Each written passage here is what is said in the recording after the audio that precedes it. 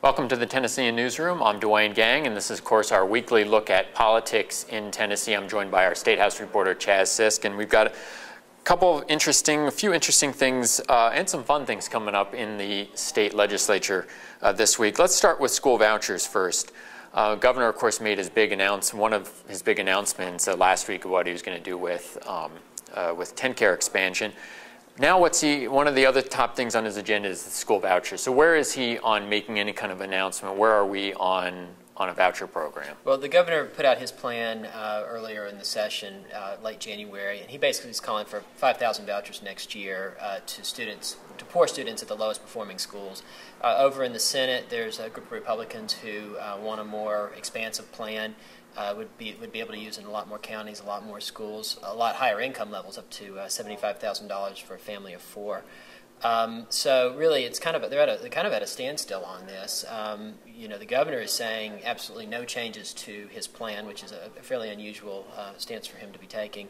A lot of the Senate Republicans, though, feel like they want something more expansive. So I think what you're going to see this week is either that impasse broken or the bill withdrawn. Mm-hmm.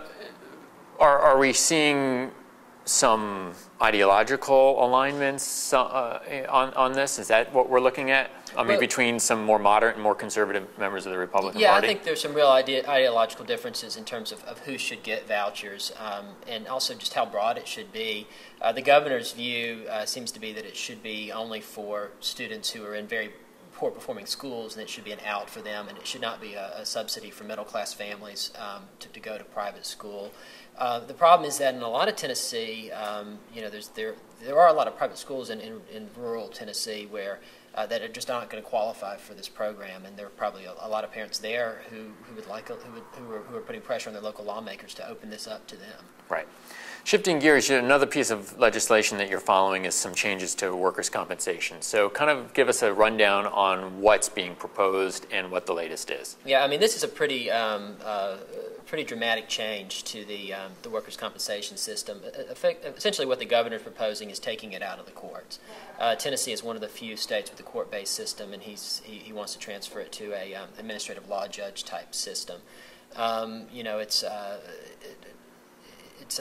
It's moving through the legislature pretty quickly. It's the kind of thing that had it been proposed in maybe a different legislature would have been very difficult to get through. But with a two-thirds majority, the Republicans are pretty much able to push this thing through. It's a locomotive going through, as Jimmy Eldridge predicted earlier in the session was going to happen, kind of in a hot mic moment. Right. Before they even started debating it.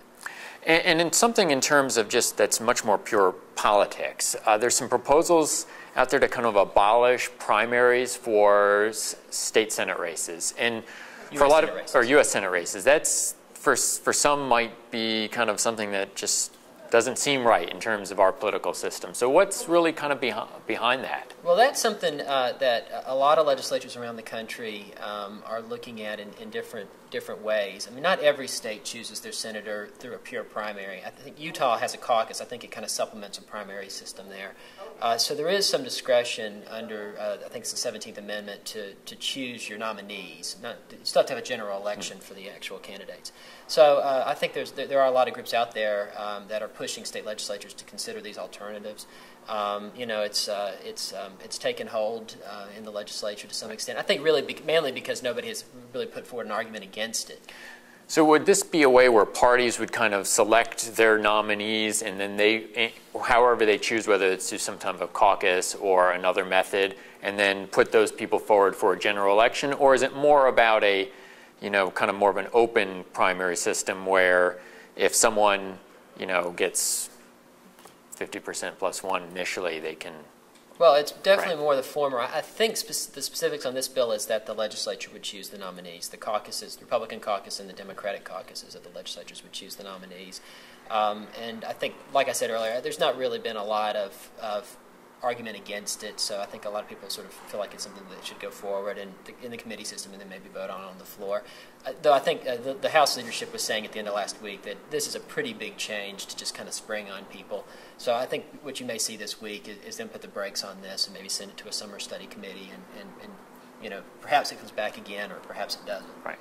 Now tomorrow is Ag Day, as I understand it, in in the State House and the legislature. So last year they had a goat milking contest, and there was a bit of a scandal, I guess, and we caught I think you caught some things on tape.